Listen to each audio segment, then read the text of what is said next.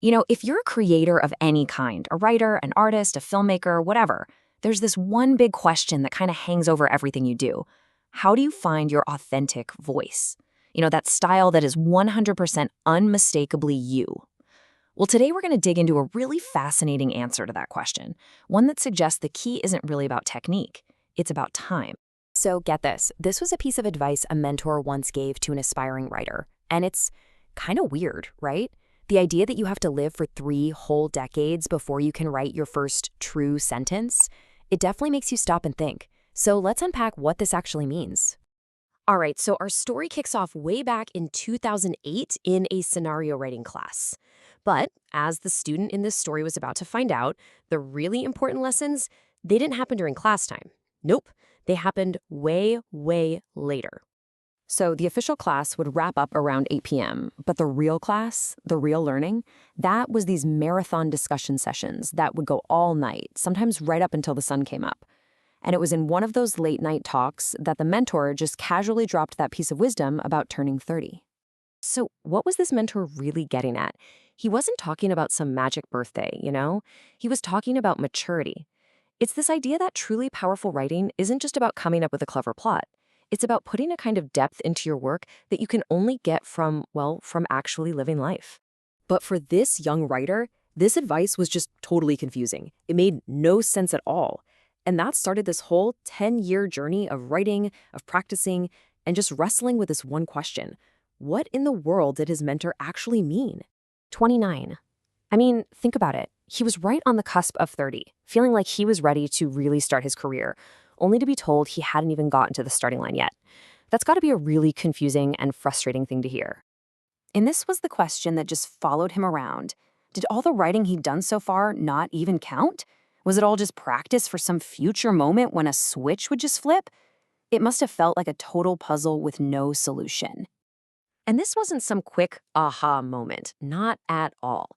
He got the advice at 29, spent his entire 30s just working, writing, living. And it wasn't until he was almost 40, a whole decade later, that the light bulb finally went on. So what was the big turning point? Well, the epiphany didn't show up with a flash of lightning or anything.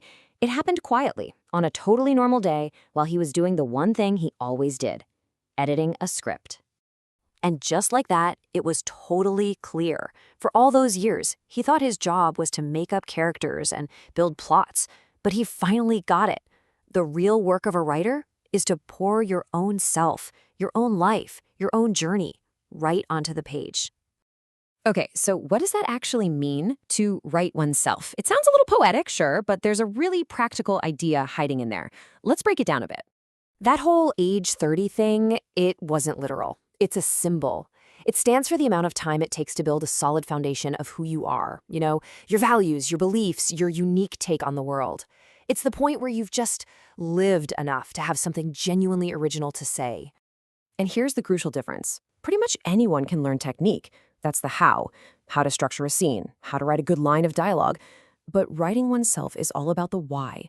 It's about channeling your unique perspective into your work, and that's something you just can't learn in a classroom. You have to live it. So the huge point is this. Your authentic voice isn't some static thing you just find one day and you're done. It's a reflection of you. And since you're always growing and changing, your writing should be too. It's like a living document of your own evolution. And that brings us to the most important takeaway from this whole thing, a lesson that isn't just for writers, but for anyone out there trying to create something that actually feels real and meaningful. So just forget the idea of searching for your voice like it's a set of lost keys. What this story really teaches us is that authenticity is something you earn.